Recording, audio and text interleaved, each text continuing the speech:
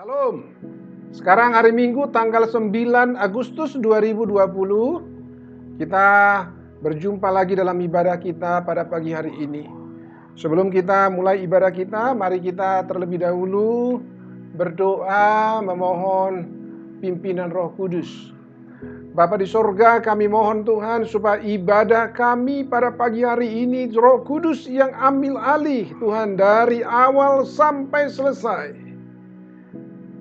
Kami mohon Tuhan Engkau kuduskan kami oleh darah Yesus sehingga boleh kami dimanapun berada ketika mendengarkan ibadah ini, mengikuti ibadah ini, boleh Roh-Mu yang kudus menjamah setiap hati kami.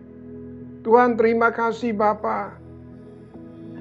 Kami serahkan Tuhan ibadah kami supaya dari awal sampai selesai boleh Tuhan yang bekerja, boleh Tuhan yang ambil alih, sehingga boleh Tuhan ibadah kami menjadi ibadah yang berkenan kepada Tuhan.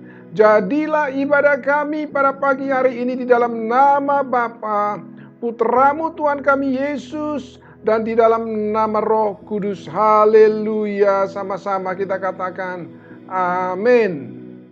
Shalom Bapak Ibu Saudara yang dikasihi oleh Tuhan. Kita bersuka cita hari ini kalau kita boleh bertemu kembali dalam ibadah online kita. Saya percaya Bapak Ibu Saudara semua punya kerinduan yang sama.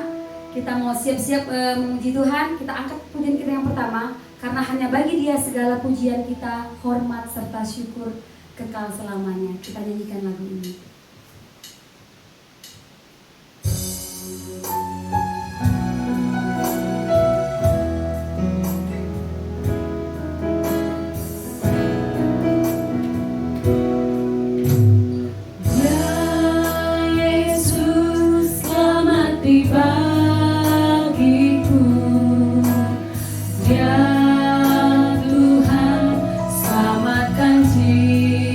Jiwaku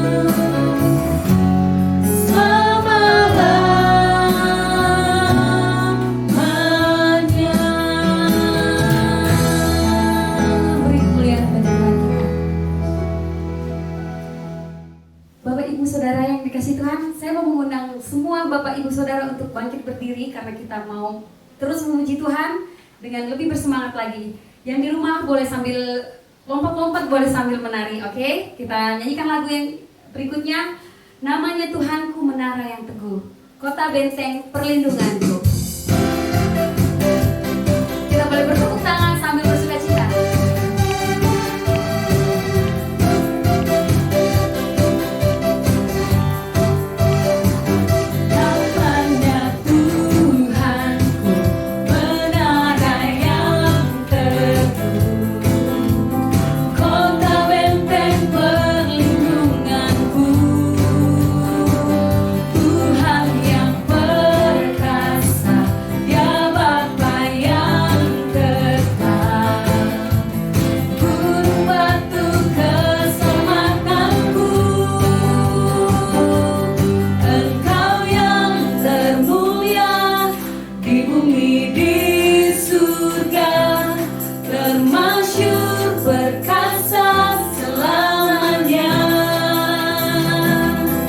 Engkau yang termulia,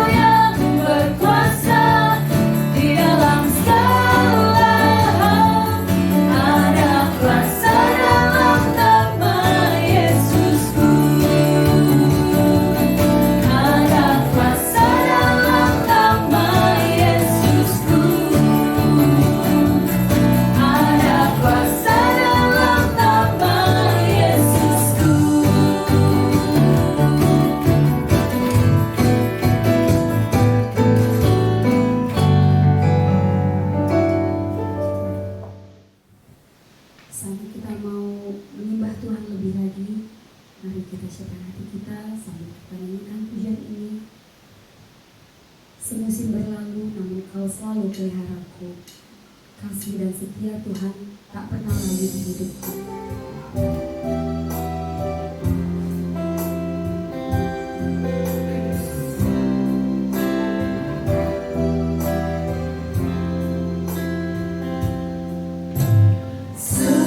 Semusim berlalu, namun Kau selalu peliharaku.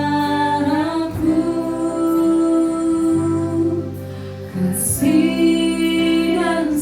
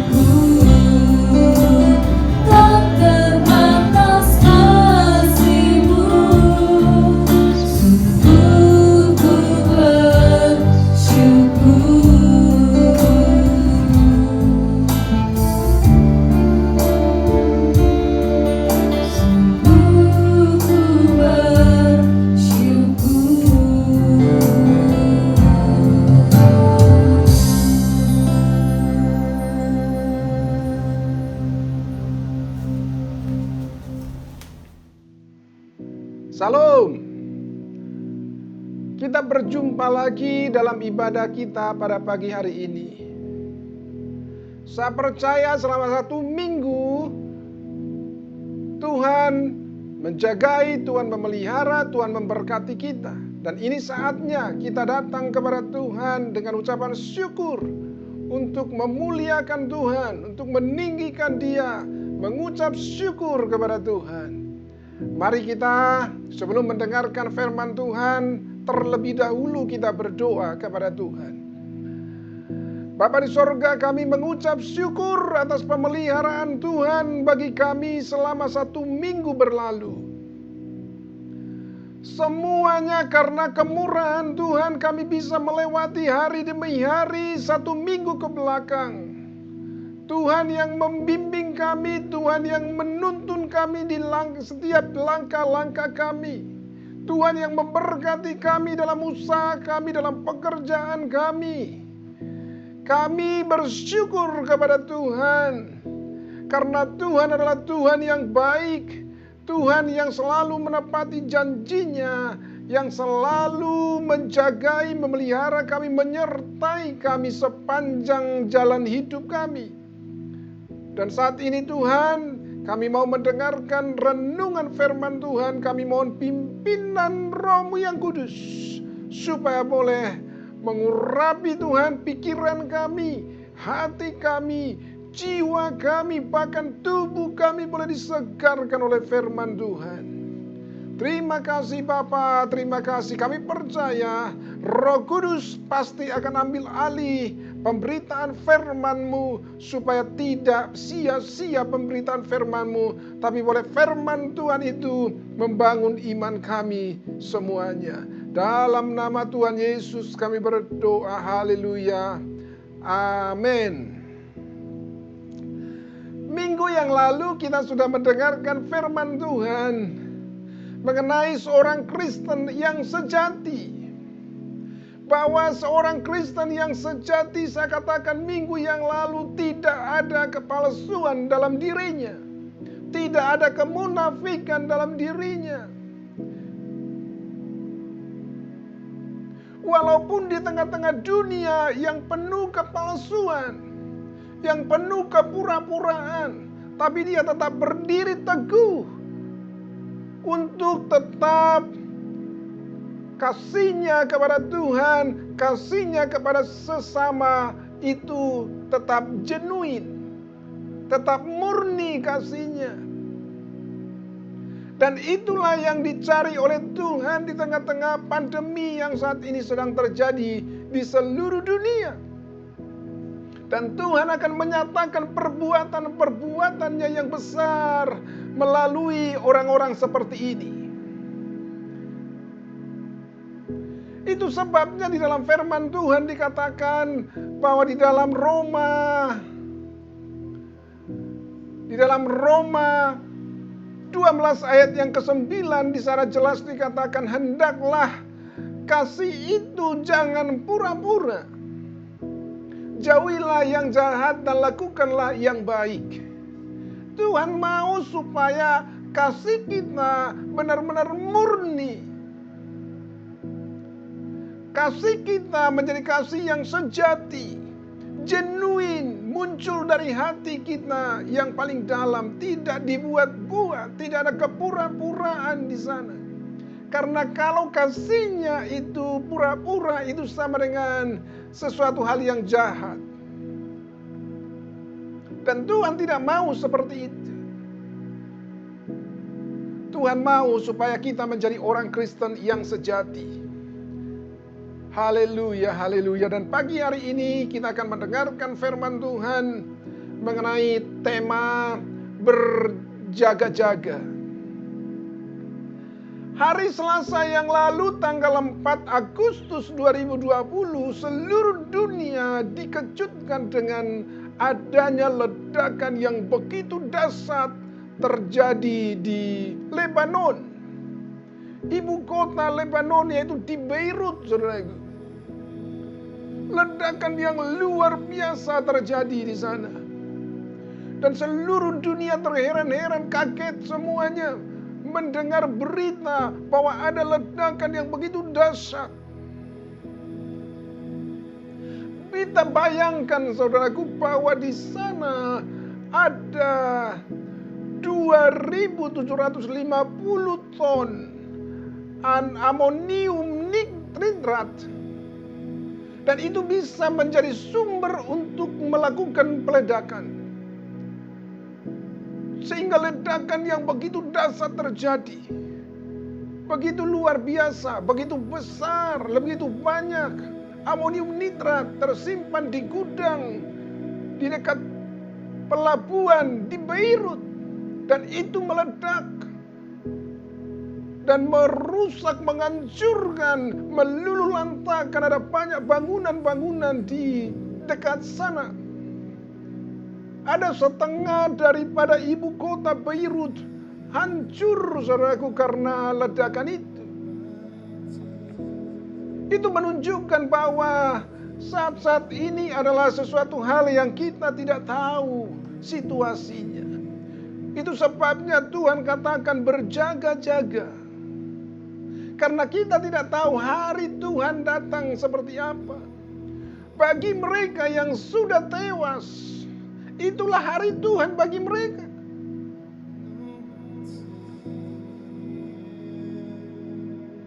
Setiap orang bisa berbeda-beda hari Tuhan datang menjemput mereka.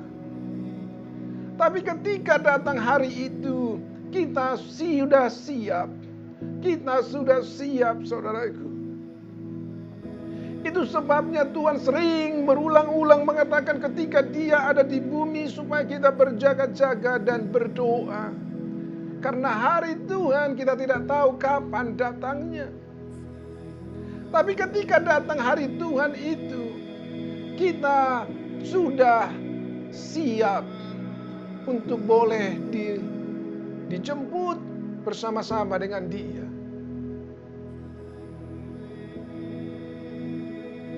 Dan saat-saat ini juga kalau kita perhatikan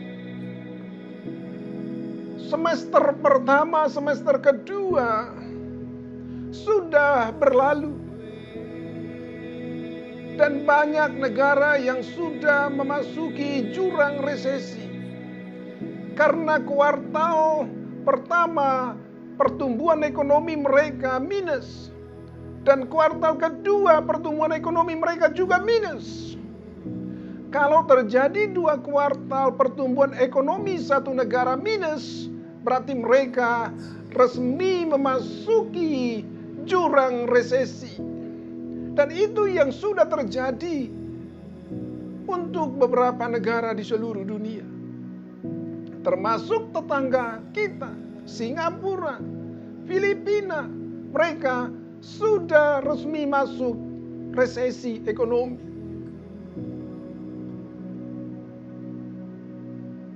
Termasuk negara-negara maju, Amerika, Eropa, mereka juga sudah resmi memasuki jurang resesi.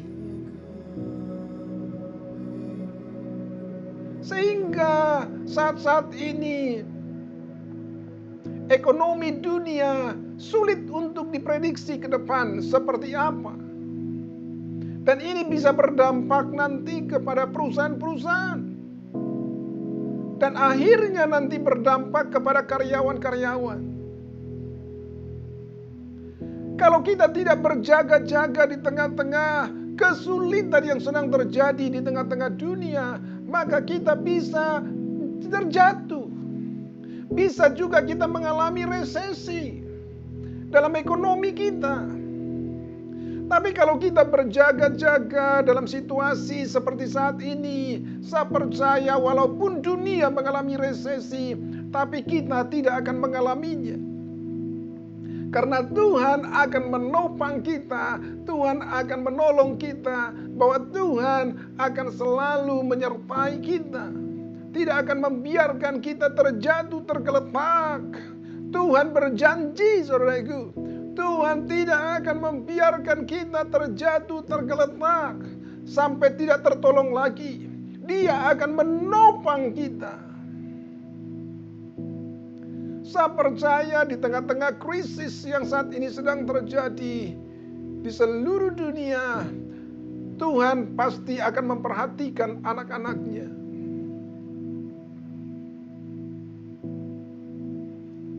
Mungkin saudara pernah bertanya-tanya dalam hati, apa bedanya krisis ekonomi, resesi ekonomi, dan depresi ekonomi?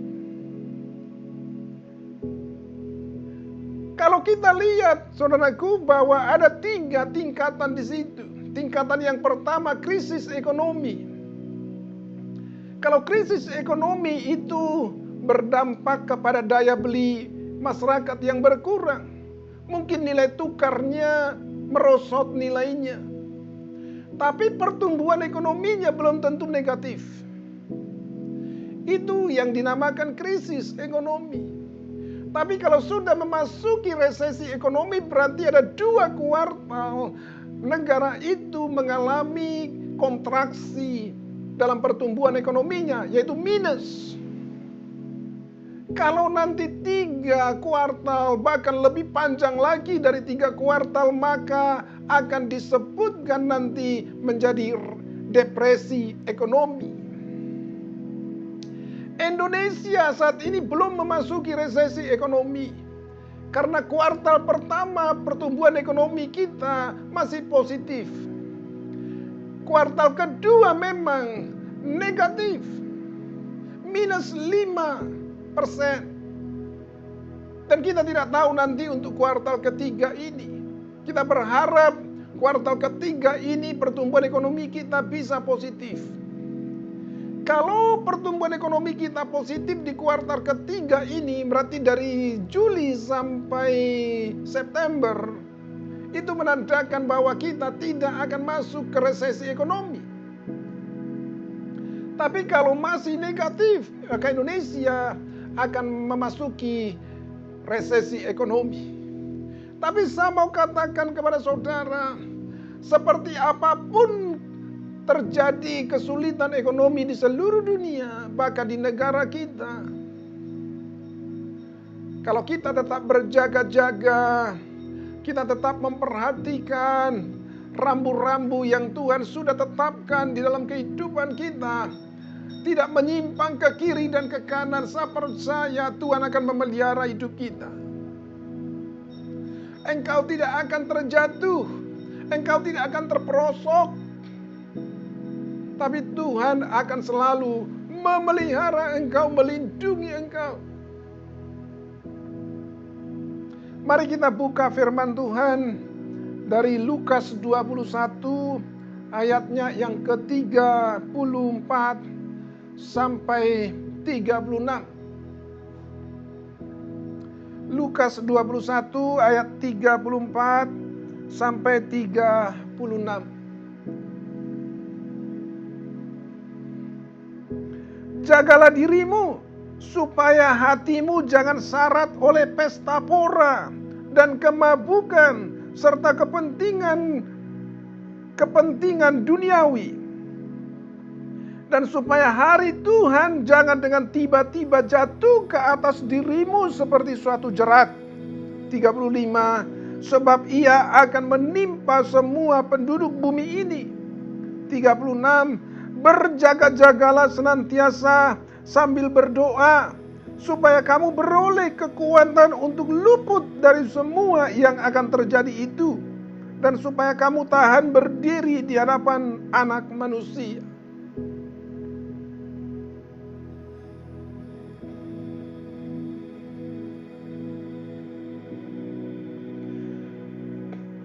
Sangat jelas kalau kita lihat di dalam Lukas 21 ayat 34 sampai 36 ini. Tuhan mau supaya kita berjaga-jaga. Karena kita tidak tahu hari Tuhan seperti apa, Tuhan datang menjemput kita nantinya.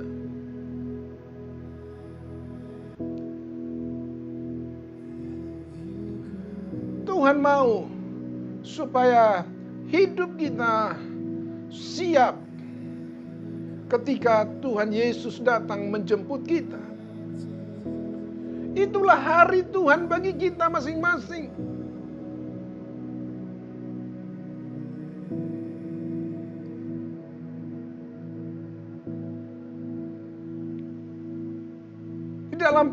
persiapan kita, apa yang kita lakukan, saudaraku. Tuhan katakan berjaga-jaga senantiasa. Senantiasa artinya berarti bukan hanya sementara. Tapi senantiasa artinya adalah terus-menerus. Berjaga-jaga.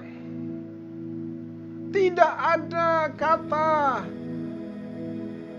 untuk istirahat, untuk santai-santai, tapi senantiasa berjaga-jaga baik pagi, siang, malam. Berdoa. Tuhan ingatkan kepada kita sambil berdoa. Saya mau tunjukkan, saudaraku, ada gambar yang sangat baik, sangat menginspirasi, saudaraku. Ada gambar, coba kita perhatikan gambar ini.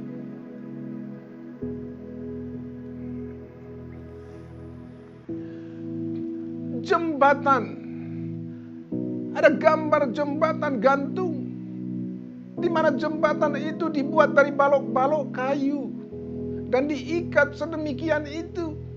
Lalu di atasnya ada tali yang kuat untuk menahan setiap orang yang melewati jembatan itu. Kelihatan jembatan ini sangat rapuh,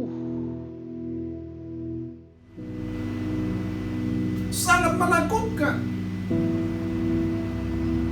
Mungkin sekilas kalau kita melihat jembatan seperti ini, kita tidak akan berani menyeberang.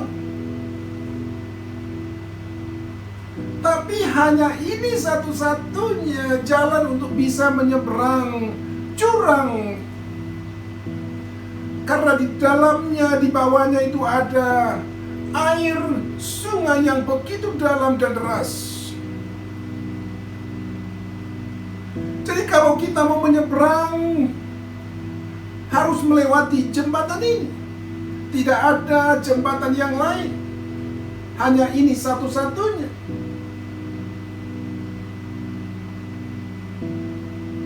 Untuk sebagian orang yang melihat jembatan ini, mungkin mereka akan berpikir, tidak mau, tidak berani. Karena takut nanti terjatuh. Karena jembatan itu sepertinya tidak kokoh. Sehingga dia tidak berani untuk menyeberang. Dia akhirnya memutuskan untuk tetap tinggal. Tidak mau dia untuk menyeberang sungai itu. Mungkin orang yang kedua ketika melihat jembatan itu, karena tidak ada pilihan yang lain, dia berusaha untuk memberanikan diri untuk menyeberang. Dia sudah melangkahkan kakinya, langkah yang pertama, langkah yang kedua, tapi akhirnya, saudaraku, dia terjatuh. Kenapa dia terjatuh? Karena dia tidak berpegangan. Ada pegangan di atasnya, tapi dia tidak memegangnya. Dia hanya berjalan seperti itu saja, tanpa ada pegangan di atasnya. Akhirnya dia terjatuh. Orang yang ketiga, tipe orang yang ketiga ketika melihat jembatan seperti ini, mereka memberanikan diri, memegang pegangan yang ada di atasnya, ada tali, dia pegang erat-erat. Tapi dia tidak memperhatikan langkahnya.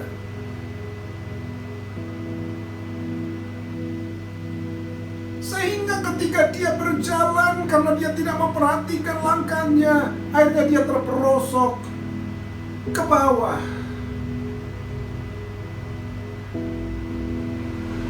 Untuk golongan orang yang keempat, ketika melihat jembatan seperti ini, karena tidak ada jalan lain, dia berusaha, dia memberanikan diri, dia pegang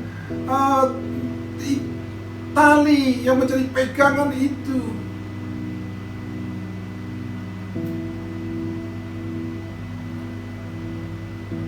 Lalu dia berjalan dengan baik sampai setengah perjalanannya. Dia berhasil sampai setengah perjalanan, tapi setelah di tengah perjalanan ada angin yang begitu kencang menggoyang jembatan itu sehingga dia menjadi takut. Dan dia berpikir dalam hatinya, jangan-jangan jembatan ini nanti terputus. Ini mungkin tidak kokoh jembatan ini. Akhirnya dia memutuskan untuk balik. Dan mungkin daripada mereka yang balik, akhirnya mereka terjatuh. Dari sini kita melihat ada gambaran, saudaraku, bahwa untuk kita menuju jurang, untuk menyeberang satu jurang yang begitu dalam, kalau hanya itu satu-satunya jalan, tidak ada yang lain.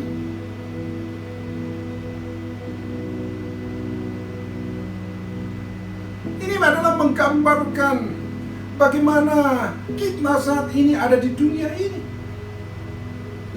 Di dunia ini yang kemarin, minggu yang lalu saya katakan penuh dengan kepalsuan, penuh dengan kepura-puraan, penuh dengan sandiwara, penuh dengan kebohongan, kemunafikan, kejahatan. Dan kita merindukan ada satu dunia yang lain di seberang sana,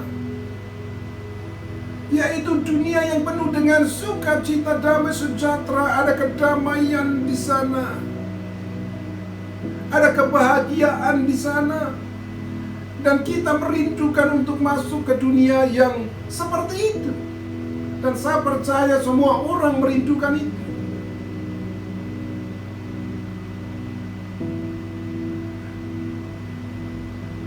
Ini bisa kita gambarkan bahwa untuk kita sampai ke seberang hanya melalui jembatan, hanya satu jalannya, yaitu Yesus Kristus.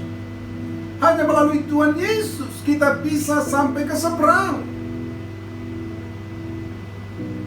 Tapi orang melihat, oh Tuhan Yesus, apa sanggup?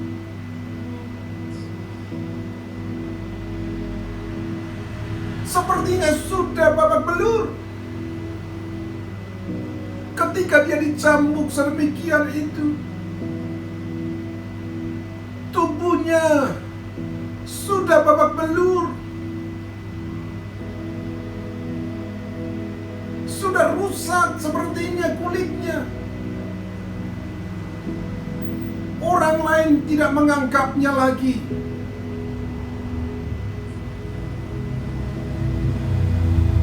Rupanya sudah tidak kelihatan lagi karena sudah penuh dengan darah.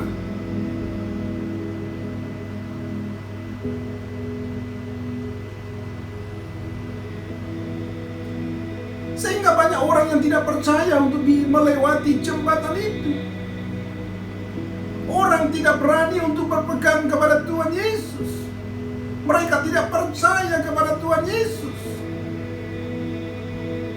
Tapi bagi orang yang percaya kepada Tuhan Yesus, dia akan berpegang kepada tali yang ada pegangan itu. Itu menggambarkan bahwa kita berpegang kepada firman Tuhan.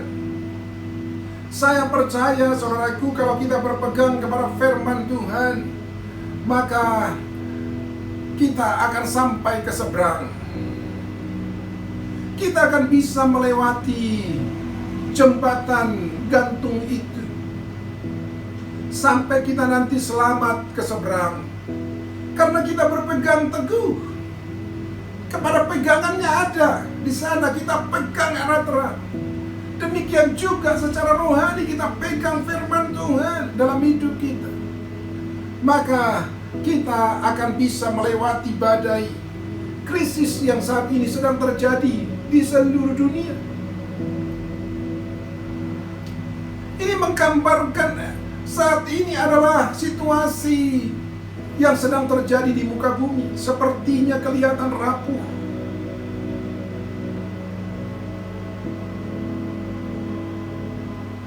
Kita lihat lagi kalau ada gambar yang berbeda. Ini adalah jembatan gantung yang sudah begitu lama, sudah lapuk, tapi orang masih menggunakan jembatan ini untuk menyeberang. Apa yang mereka lakukan, saudaraku? Mereka berpegang erat-erat, ada pegangannya, dan mereka memperhatikan langkah-langkahnya supaya mereka bisa selamat sampai ke seberang. Kalau mereka tidak kuat untuk berpegang kepada pegangan tali yang ada di sini, dan mereka tidak memperhatikan langkah-langkah mereka, maka mereka akan jatuh. Tapi mereka yakin, mereka sangat percaya bahwa jembatan ini masih kuat. Itu sebabnya mereka menggunakan jembatan itu untuk menyeberang. Dan mereka akhirnya selamat sampai ke seberang. Saudara-saudaraku, kalau kita lihat gambaran tipe orang, beberapa orang, tipe orang yang tadi yang sudah kita dengarkan,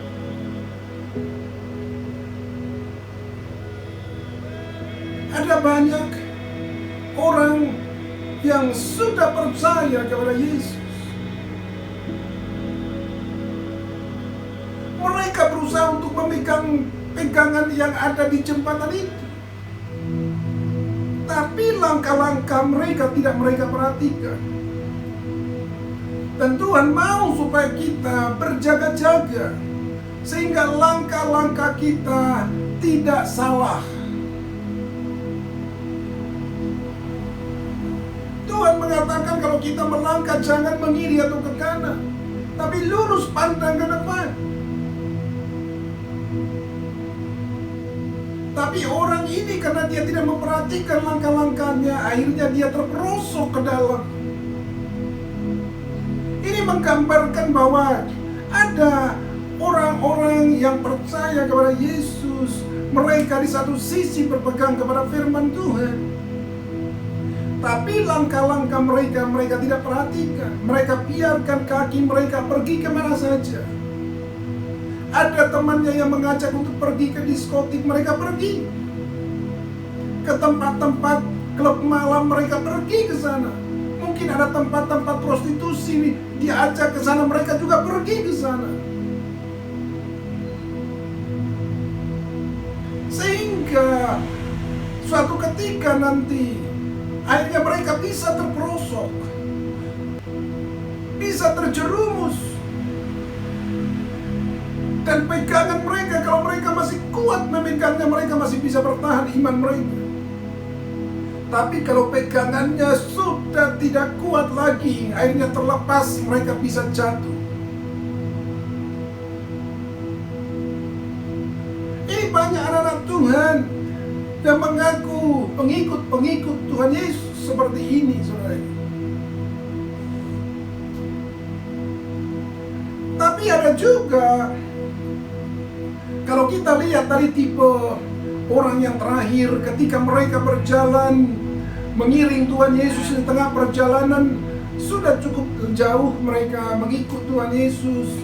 Tapi apa yang terjadi? Iman mereka tidak kuat, tidak sampai finish. Akhirnya mereka memutuskan untuk kembali lagi. Inilah orang-orang golongan yang murtad. Dan Tuhan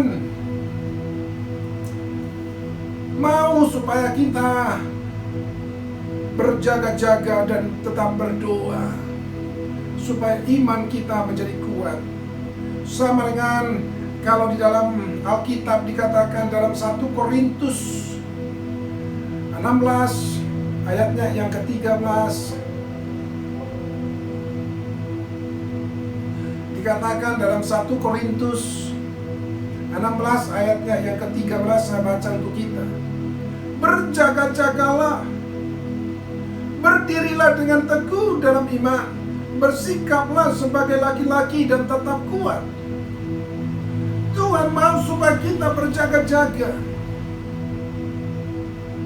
Berdirilah teguh dalam iman, bersikaplah sebagai laki-laki. Nah, ini sangat penting, saudaraku. Di sini disebutkan, ditekankan, bersikaplah sebagai laki-laki. Kenapa Tuhan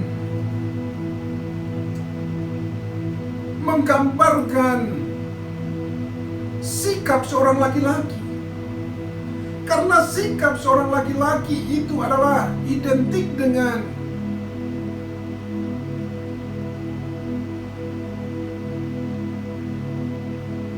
kuat, ada kekuatan di sana, ada konsistensi di sana, tidak menggunakan perasaan, tapi hatinya biasanya teguh. Seorang laki-laki tidak mudah diombang-ambingkan. Sikap seorang laki-laki di dalam medan pertempuran, dia tidak takut untuk menghadapi musuh. Dia tidak gentar menghadapi musuh.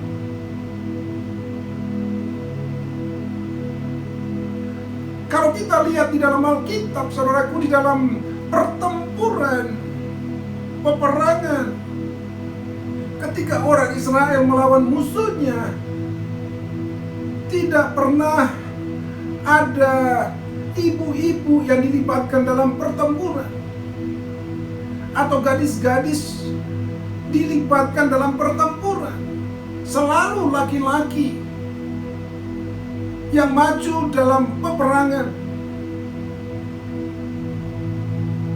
Itu menandakan bahwa laki-laki bisa diandalkan di dalam pertempuran, dalam peperangan. Tapi kalau kita lihat di dalam Alkitab, ada pengecualian hanya satu, yaitu Deborah. Dialah satu-satunya perempuan yang pernah tertulis di dalam Alkitab. Dia maju di dalam pertempuran, di dalam peperangan, saudara. Hanya Deborah. Tapi yang lainnya kalau kita lihat, laki-laki semua maju dalam peperangan. Ibu-ibu, perempuan-perempuan biasanya mereka di rumah menjaga anak-anak. Itu sebabnya di dalam Alkitab dikatakan bersikaplah sebagai laki-laki. Memiliki prinsip yang kuat. Berpegang kepada kebenaran yang kuat. Tuhan mau, saudaraku, supaya kita memiliki prinsip itu.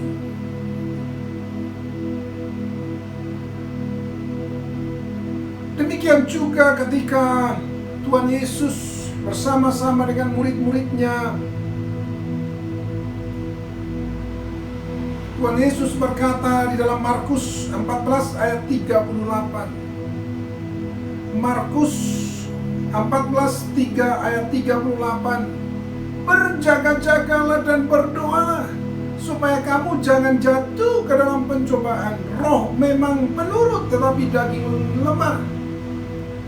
Tuhan Yesus mengatakan kepada murid-muridnya supaya berjaga-jaga dan berdoa. Karena disitulah letak kekuatan kita dalam menjalani kehidupan kita di dunia ini. Walau badai datang, kesulitan datang, krisis datang, resesi datang, depresi ekonomi datang, tidak peduli seperti apapun itu. Tapi yang kita harus tetap pegang prinsip dalam firman Tuhan, tetap berjaga-jaga dan berdoa. Makanya kita perlu memiliki sikap seorang laki-laki yang memiliki prinsip yang kuat, disiplin yang kuat, keteguhan hati yang kuat.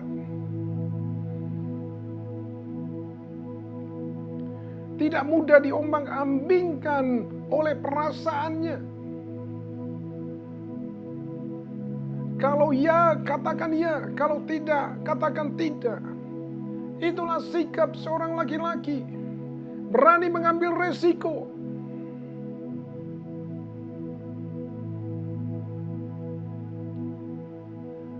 Dan Tuhan mau supaya kita, saudaraku, dalam hal berjaga-jaga, perlu kita membangun disiplin yang kuat dalam hidup rohani kita. Memang pertama-tama ketika kita melakukannya tidak mudah. Banyak tantangan yang kita harus hadapi. Tapi setelah cukup lama nanti kita melakukannya, itu menjadi sesuatu hal yang mudah. Menjadi pola hidup kita. Karena itu sudah kita lakukan setiap hari. Tidak lagi menjadi susah bagi kita. Sudah menjadi bagian daripada hidup kita. Sudah melekat di dalam diri kita. Disiplin itu. Tidak perlu harus disuruh-suruh orang lain lagi. Karena disiplin itu adalah diri kita sendiri. Sudah menyatu dalam diri kita.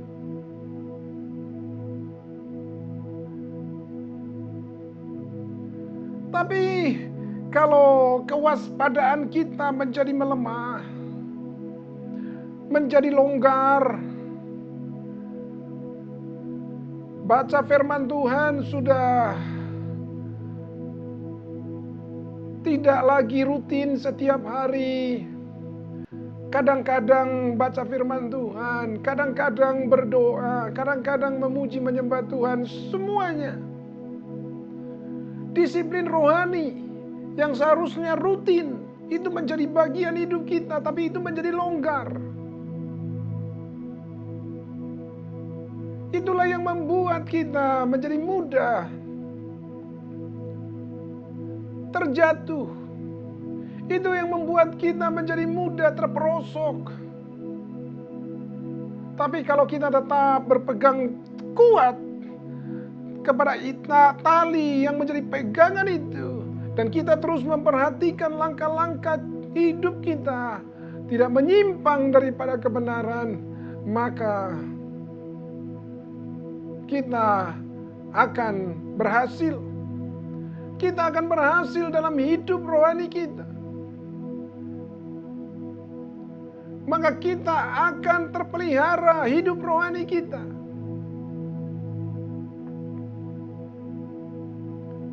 Sampai tiba nanti Tuhan datang.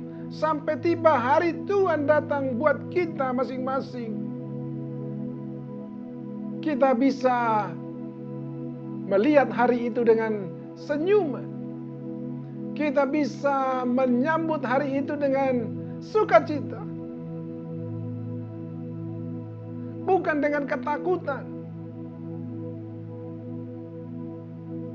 Bukan seperti kaget terkejut, tapi kita sudah siap menantikan hari Tuhan. Hari di mana kita berjumpa dengan Tuhan. Hari di mana kita bersama-sama dengan Dia selama-lamanya. Saudaraku, mari kita semakin memantapkan hati kita untuk boleh tetap teguh berpegang kepada prinsip-prinsip firman Tuhan. Karena itulah sumber kekuatan kita. Ketika kita berpegang kepada prinsip-prinsip firman Tuhan, maka kita akan berdiri kuat. Kita akan berdiri kokoh, tidak akan goyah. Seperti apapun di sekitar kita, terjadi goncangan besar, badai besar datang. Tapi karena kita berpegang kepada prinsip kebenaran firman Tuhan, maka kita akan tetap kuat, berdiri kokoh, tidak akan goyah. Oh haleluya, haleluya. Mari kita tutup ibadah kita. Haleluya. Haleluya, Jesus. Mari kita tundukkan kepala kita respon firman Tuhan. Oh Jesus, thanks Lord Jesus. Engkau sudah mendengarkan firman Tuhan untuk tetap berjaga-jaga.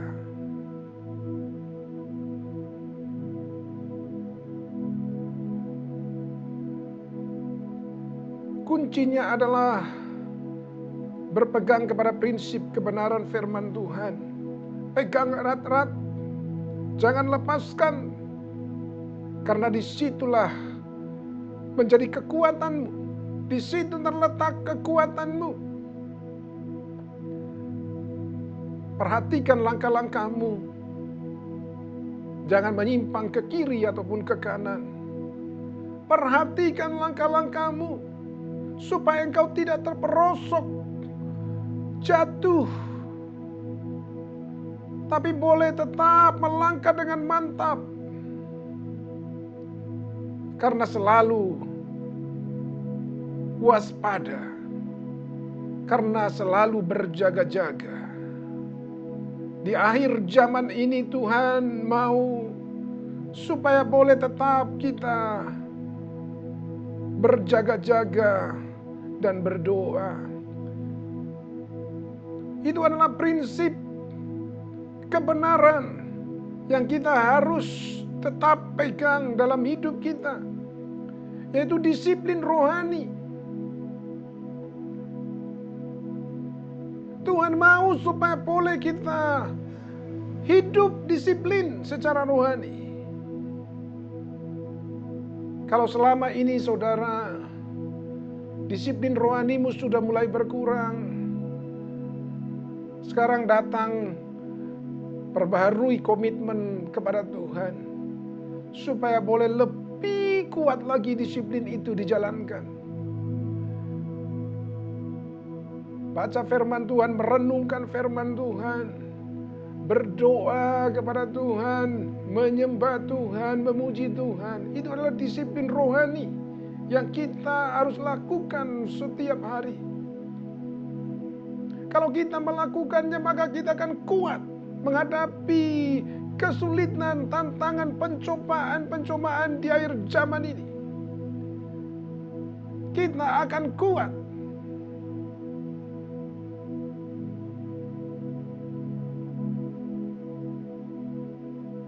Saudaraku, apakah saudara selama ini mengikut Tuhan?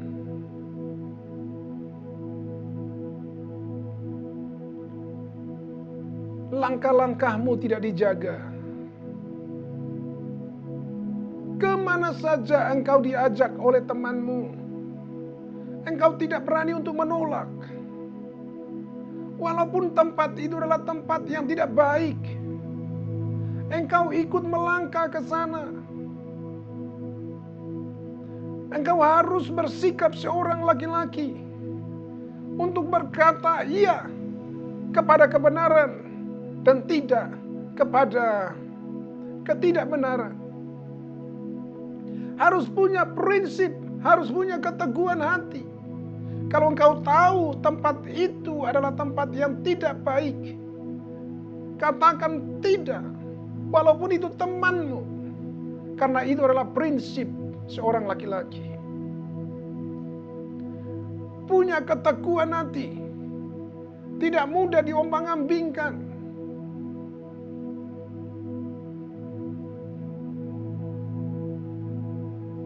Oh haleluya, haleluya, Jesus. Thanks Lord Jesus. Haleluya, thanks Lord Jesus. Thanks Lord Jesus. Mari kita arahkan hati kita kepada Tuhan. Oh mari kita angkat tangan kita kepada Tuhan. Berharaplah kepada Tuhan. Harapkanlah sesuatu yang baik dari Tuhan. Oh haleluya Jesus. Tuhan memberkati engkau dan melindungi engkau. Tuhan mencurahkan berkat-Nya kepadamu. Apapun yang engkau kerjakan, maka berkat Tuhan akan mengalir mendatangi engkau. Pekerjaanmu, usahamu, pendidikanmu diberkati oleh Tuhan. Tuhan melindungi engkau dalam setiap langkah-langkahmu, sehingga engkau tidak terperosok. Tapi engkau akan tetap berjalan di jalan yang baik. Tidak menyimpang ke kiri ataupun ke kanan.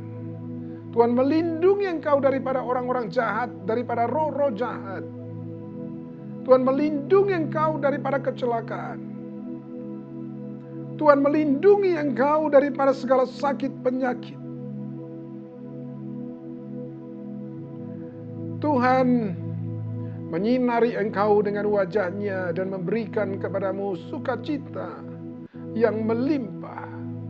Tuhan menghadapkan wajah-Nya kepadamu dan mengaruniakan kepadamu damai sejahtera. Haleluya, haleluya. Terima kasih Tuhan untuk semua berkat-Mu ini. Semuanya itu menjadi bagian kami. Untuk boleh Tuhan menyertai kami Tuhan sepanjang 1 minggu ke depan.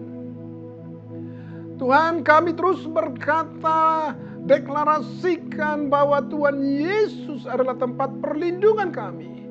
Tuhan Yesus adalah tempat perteduhan kami. Darah Yesus yang menyelimuti kami. Kemanapun kami pergi, dimanapun kami berada, selama 1 minggu ke depan, kami percayakan hidup kami hanya di dalam tangan Tuhan. Dalam nama Tuhan Yesus Kristus, kami berdoa sama-sama, kita katakan amin.